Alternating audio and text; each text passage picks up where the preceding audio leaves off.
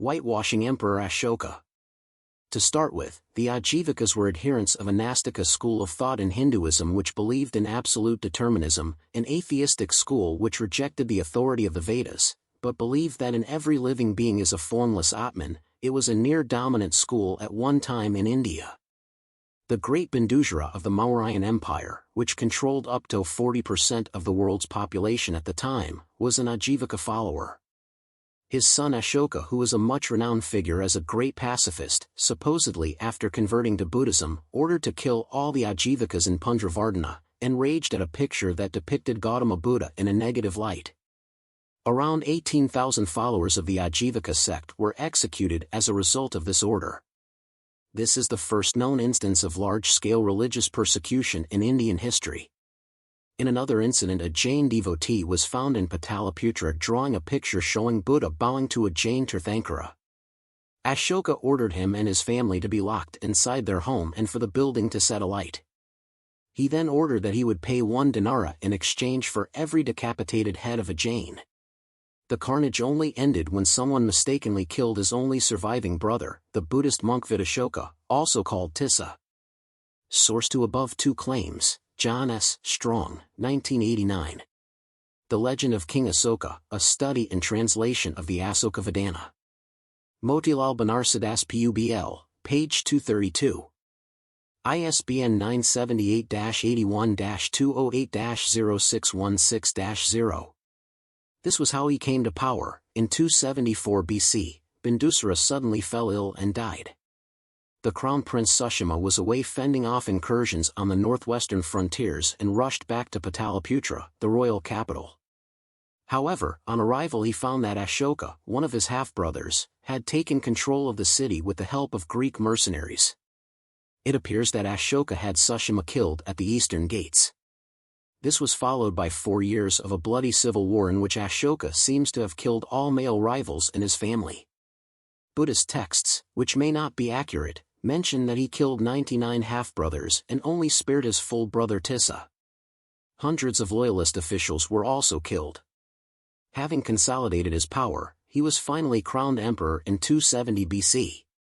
Taranatha was a Tibetan scholar and writer. According to him, Ashoka killed his 6 brothers, not 99. So the prior elaboration was an attempt of Buddhist writers to show the transformation of Chandashka to Damashoka. Still, it seems undisputable that he had killed his siblings.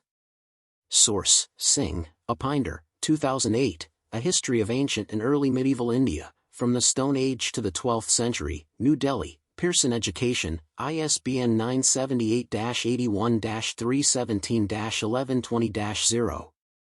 Regarding his conversion, minor rock edicts that Ashoka had converted to Buddhism more than 2 years before the Kalinga War. Ashoka's eulogists like Charles Allen agree that his conversion predated the Kalinga War. Moreover, he seems to have had links with Buddhists for a decade before his conversion. Source: Allen, Charles, 2012, Ashoka, The Search for India's Lost Emperor, Hatchet, ISBN 978-1-408-70388-5. According to the official narrative, Ashoka was horrified by his own brutality and became a Buddhist and a pacifist. However, he was most likely already a practicing Buddhist when he invaded Kalinga. Moreover, from what we know of his early rule, he was hardly a man to be easily shocked by the sight of blood. The main evidence of his repentance comes from his own inscriptions. However, it is very curious that this regret is mentioned only in locations far away from Odisha, such as in Shahbazgarhi in northwestern Pakistan. None of the inscriptions in Odisha express any remorse. Any hint of regret is deliberately left out. In addition to this, we also have proof that he was not a successful administrator. In his later years, an increasingly unwell Ashoka watched his empire disintegrate from rebellion, internal family squabbles and fiscal stress.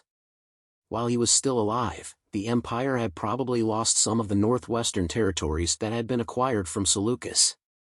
Within a few years of Ashoka's death in 232 BC, the Satavahanas had taken over most of the territories in southern India and Kalinga had seceded. Ashoka does not look like such a great king on closer inspection, but as a cruel and unpopular usurper who presided over the disintegration of a large and well-functioning empire. This fits with the fact that he is not remembered as a great monarch in the Indian tradition but in hagiographic Buddhist texts written in countries that did not experience his reign. He was rediscovered in the 19th century by colonial-era Orientalists like James Prinsep. His elevation to being Ashoka the Great is an even more recent and is the result of political developments of the first half of the 20th century. After independence, academic historians were encouraged to build up the legend of Ashoka the Great in order to provide a lineage to Nehru's socialist project, and inconvenient evidence about him was simply swept under the carpet. However, a post-socialist reading of Ashoka's inscriptions gives us a very different view of his supposedly welfarist policies.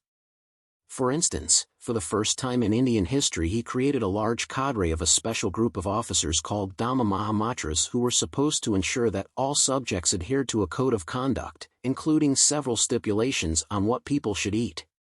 Source: some say that the incidents of his atrocities have been fabricated by his enemies, some others say that incidents of his greatness and pacifism was just propaganda promoted by the victors or just narrative spun to propagate the benefits of a particular religion. In reality, it might be impossible to know what actually happened around 2,200 years ago. All we can conclude is that the history we read/are taught is much more nuanced than we are led to believe. Always find and read both sides of the story, the truth might lie somewhere in between.